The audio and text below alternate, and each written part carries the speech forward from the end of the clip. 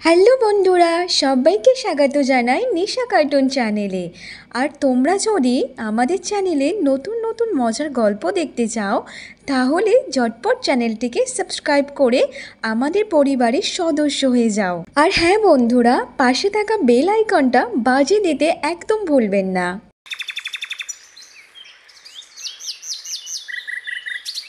মণিপুর নামে এক গ্রামে এক ছোট পরিবার বাস করত।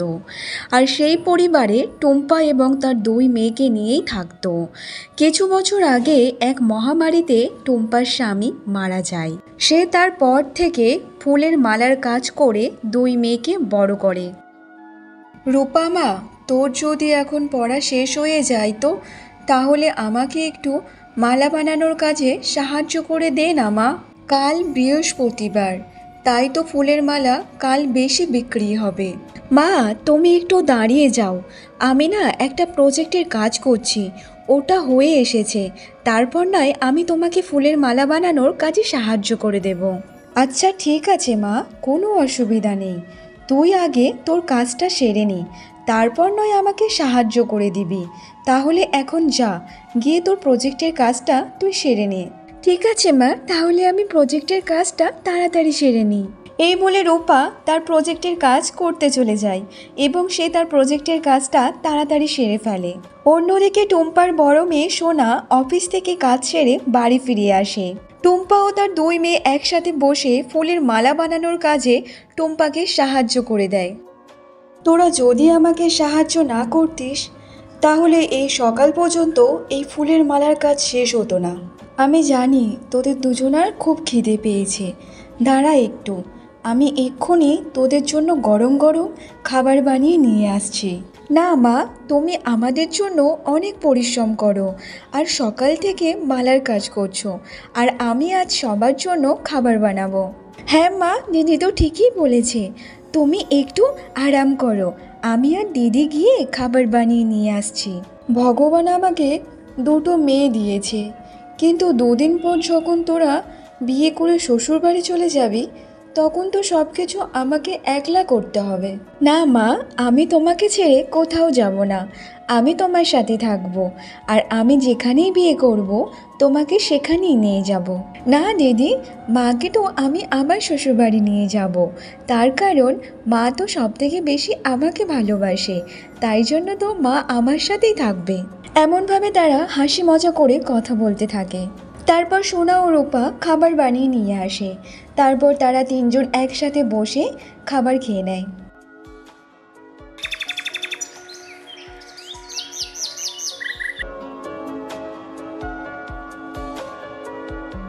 একদিন সকালে সোনা তার মাকে বলতে থাকে, মা, আমি তোমাকে কিছু বলতে চাই।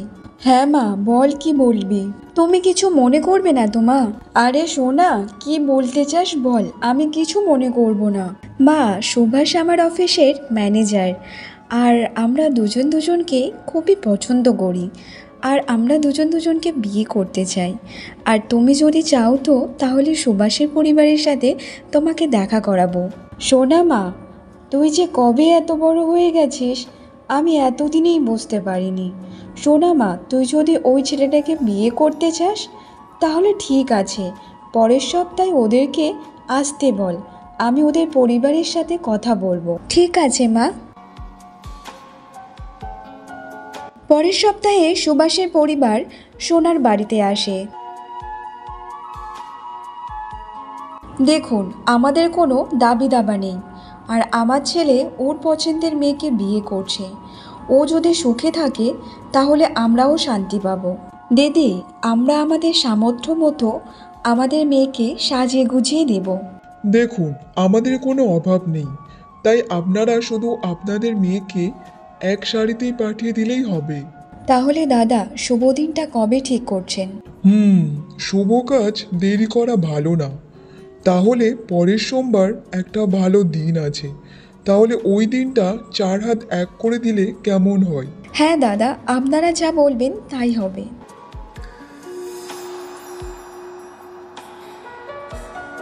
কিছুদিন পর সুভাষ আর সোনার বিয়ে হয়ে যায়। বিয়ের কিছুদিন পর সোনা ও সুভাষ তাদের বাড়িতে আসে তার মায়ের কাছে। মা, আমি তোমাকে আর বোনকে আমার সাথে নিয়ে যেতে এসেছি। আর এখনও তো রূপার পড়াশুনো কমপ্লিট হয়নি। আর তুমি বা কতদিন এই মালার কাজ করবে?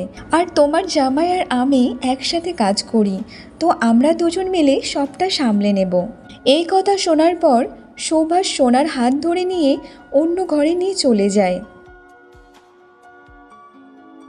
এ কি ফালতু কথা বলছো সোনা?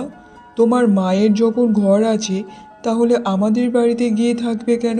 আর তার উপর তোমার বোনকেও আমাদের বাড়িতে রাখবে। এইসব তুমি কি বলছো সুভাষ? এইসব তো আমাদের বিয়ের আগে থেকে আমি তোমাকে বলেছিলাম। আর যখন রূপা কোনো কাজ করতে শুরু করবে তখন সে নিজে থেকে ঘর সামলে নেবে। তারপর থেকে তো মা আর রূপা এই বাড়িতেই থাকবে। আর তোমার তো 1 বছর পর রূপা একটা কাজ পেয়ে যাবে। আর এখন আমি মাকে এমনভাবে একলা ছাড়তে পারবো না।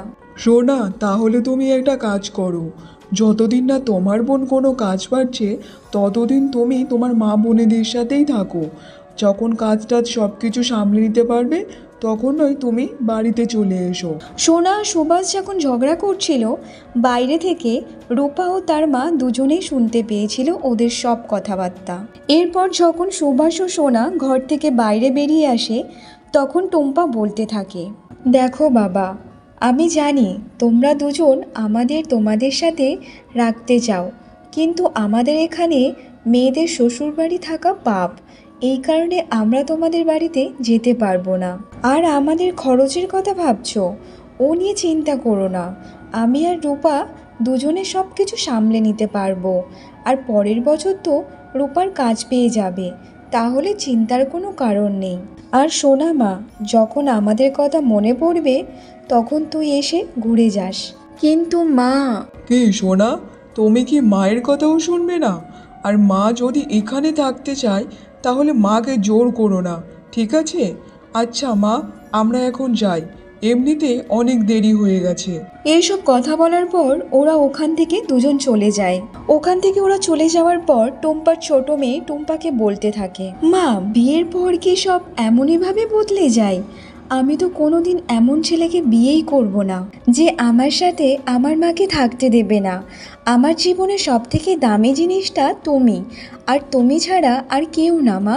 আরে মা, তুই এত চিন্তা করিস না তো। এখন তুই তোর পড়াশুনোর দিকে মন দে, তোকে পড়াশুনো পুরো কমপ্লিট করতে হবে। মা, পরের বছর যখন আমার কাজটা হয়ে যাবে তখন ঘরের সব কিছু জিনিস আমি সামলাবো। তারপর থেকে এই মালা বানানোর কাজ আর তোমার করার কোনো প্রয়োজন হবে না। এমনভাবে একটা বছর কেটে যায়। সে পড়াশুনো শেষ করে ভালো নাম্বার পেয়ে গ্র্যাজুয়েশন কমপ্লিট করে। তারপর একটা ভালো কোম্পানিতে তার একটা ভালো কাজও পেয়ে যায়। আর ওই অফিসের একটা ছেলের সাথে রূপার বিয়েও হয়ে যায়। রূপা সোনার মতো একটা বড়লোক ফ্যামিলিতে বিয়ে করে নেয়।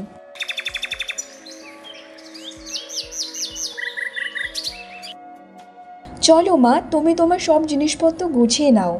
আমি আর তোমার জামাই তোমাকে নিয়ে যেতে এসেছি। আর এমনভাবে তোমাকে আমি একলা ছাড়তে পারবো না। কিন্তু রূপা মা। কোনো কিন্তু না মা, আমি তোমার কোনো কথা শুনবো না। তুমি তোমার জিনিসপত্র এক্ষুনি গুছিয়ে নাও। এরপর রূপা তার মাকে নিয়ে তার শ্বশুরবাড়ি চলে যায় এবং টুম্পার ভালোভাবে খেয়াল রাখে রূপা। কিছুদিন পর রূপার স্বামী ও তার শাশুড়ি রূপাকে বারবার বলতে থাকে তার মাকে তাদের বাড়িতে রেখে আসার জন্য। আমি তো জানতাম তোমার মা আমাদের বাড়িতে কিছুদিনের জন্য এসেছে, কিন্তু এনার তো যাওয়ার কোনো নামই দেখছি না। তুমি যাও, ওনাকে ওনার বাড়িতে দিয়ে এসো। এইসব তুমি কী কথা বলছো?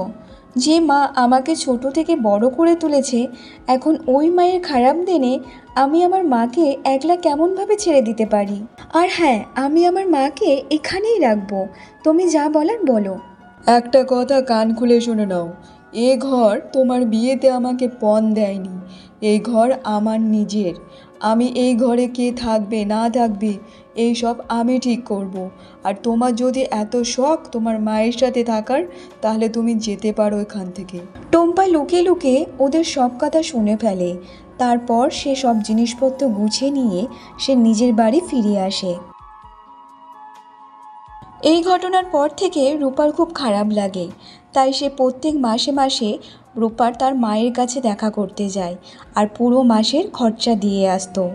কিছুদিন সব কিছু ঠিকঠাক চলার পর একদিন টুম্পার শরীর খারাপ হয়ে পড়ে।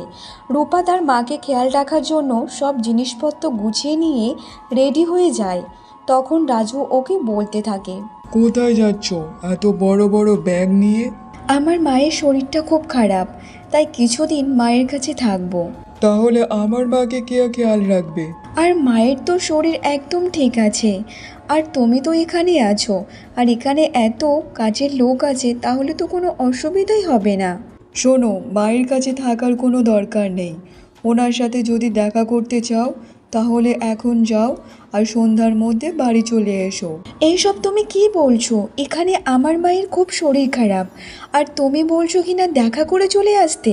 আমার এখন প্রয়োজন আমার মাকে সেবা করা, তাতে তুমি আমাকে যেতে দাও আর না দাও, আমি তো যাবই আমার মায়ের কাছে।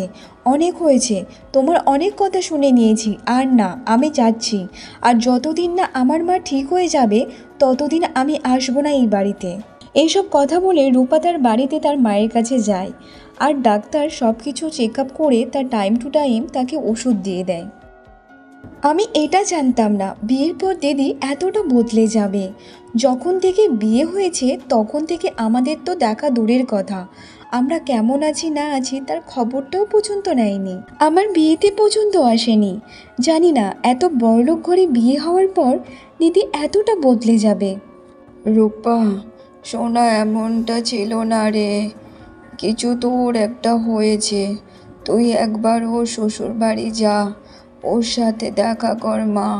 মায়ের কথা শোনার পর রূপা তার দিদি শ্বশুর বাড়ি যায় সোনার সাথে দেখা করতে। দিদি, তোমায় কি হয়েছে? আর তোমাকে তো দেখে মনে হচ্ছে যে তোমার শরীর অনেক খারাপ, আর তুমি এতদিন আমার আর মায়ের সাথে কেন যোগাযোগ রাখোনি কোনো, আর না বা কোনোদিন আমাদের সাথে দেখা করতে? রূপা, খুব ভালো করেছিস, তুই ঠিক টাইমে আমার সাথে দেখা করতে এসেছিস। আর আজ আমার বাড়িতে আমার শাশুড়ি মাও নেই, আর সুভাষ ব্যবসার ডিলের জন্য বাইরে গেছে। ভগবান ভালো দিনে তোকে আমার কাছে পাঠিয়েছে।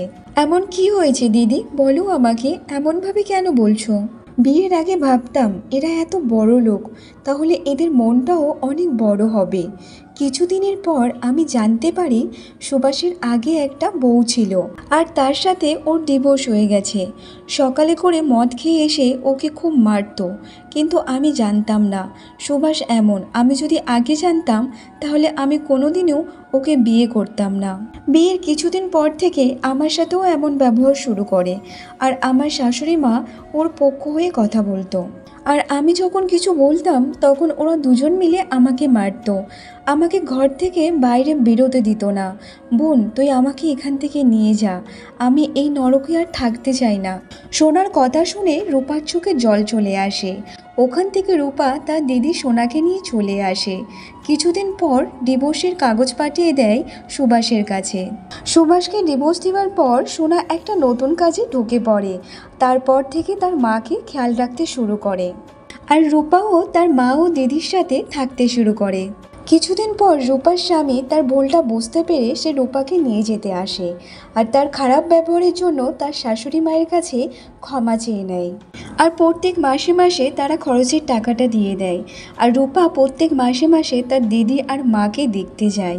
আর কিছু বছর পর সোনাও একটা ভালো ছেলে দেখে বিয়ে করে নেয়। সোনার স্বামী খুবই ভালো ছিল, সোনাকে এবং তার মাকে খুব দুজনকেই ভালোভাবে খেয়াল রাখতো।